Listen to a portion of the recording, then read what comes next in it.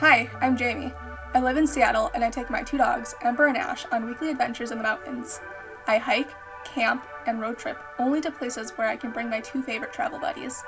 This week, we did an easy backpacking trip to Peat Lake, where I got a secluded camping spot on the lake that was perfect for having a campfire, setting up a hammock, and admiring the fall colors before it all got completely covered in snow.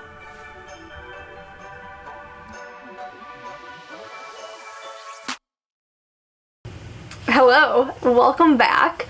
I know last week I said that was going to be my last backpacking trip of the year, but I saw a perfect opportunity with this trail. It's at a lower elevation, so that meant that there'd be warmer temperatures, and instead of getting snow, it was just going to get a bunch of rain, which I was totally fine with. So I packed way more than I needed and went for it. So here you go, enjoy! Peat Lake is about a 2-hour drive from Seattle. You'll start off on I-90, which winds you through some of the most gorgeous mountain views. The closer you get to the trail, the better the view gets. You'll drive through a couple of small towns that are great post-hike stops. Not too long after this drive through Roslyn and Ronald, you'll be driving along Cleon Lake, and you'll turn left to cross over the Little Salmon Sac River. Not long after, you'll be met with typical forest road conditions of potholes and some large pools of sitting water. High clearance vehicles are recommended, but I think sedans could easily navigate it.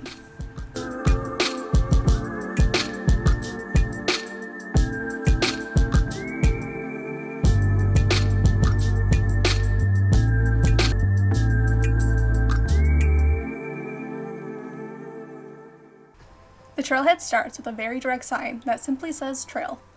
Got it. Several feet away will be the board with more useful information pertaining to passes, sharing the trail with horses, and about primitive camping. Navigating this trail is pretty straightforward. It mainly goes straight, but there are a couple of places where it forks off onto a new trail. They're all well labeled, so spin around enough and you should notice a sign. There are several water crossings. Most you can just skip across rocks, but for the others, you'll have to balance or crawl across logs. Don't let this clip fool you. I 100% crawled my way across 2 of them. Other than that, the 4 miles it takes to get to the lake are pretty tame. Going in mid-fall, I had lots of fall colors showing, and I even managed to find a single huckleberry.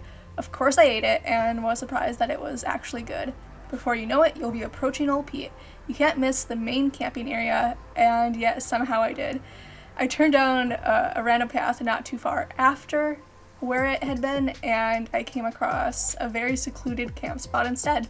It was on the lake, and it was perfect for setting up a tent, having a campfire, stringing up a hammock, and, best yet, avoiding people.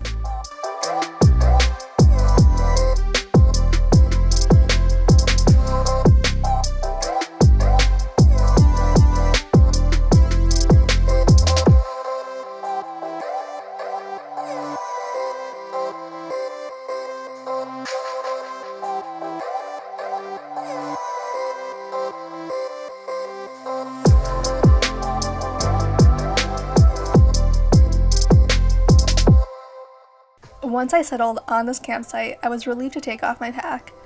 I was glad that I had slipped in my hammock at the very last minute that morning. The first order of business was stringing it up and getting a good swing in before going out to gather some firewood. Making the fire took some work, especially with the damp conditions, but I was determined. So much so, I ended up sacrificing a few of my watercolor sheets to get it going. Fortunately, that worked like a charm, and I had a solid fire for the rest of the evening. I inhaled my Mountain House lasagna soup and sat in the sprinkling rain reading. Not too long after it got dark, I retreated to my tent where I had already set up my twinkle lights and got to experience them in their full glory. The morning was anticlimactic. It was too overcast to see the sunrise.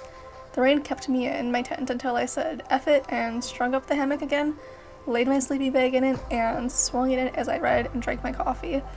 I figured I was going to get wet anyway, so why not start it off like this?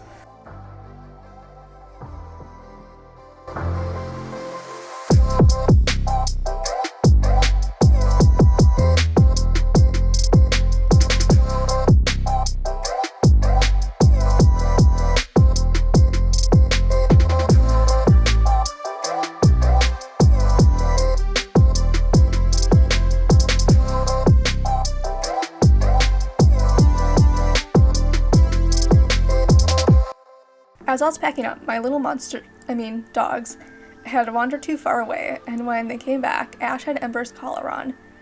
So look how cute they are in timeout. I packed everything up, and then the dogs and I started heading back. Right away I noticed the main camping area. It is really huge, but like I mentioned earlier, I somehow missed it when I was hiking in.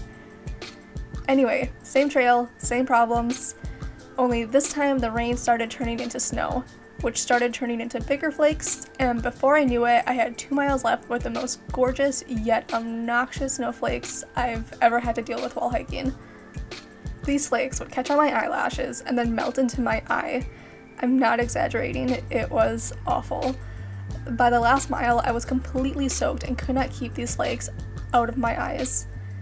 Then, these flakes had the audacity to stop the second I got to my car.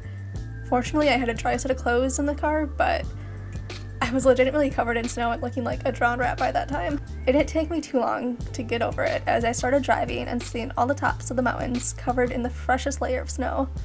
I wish I could have captured more on the drive back because it was so dang pretty. Every adventure needs a post-hike tread fest, and when there is a Popeyes on the way, their chicken sandwich is my go-to.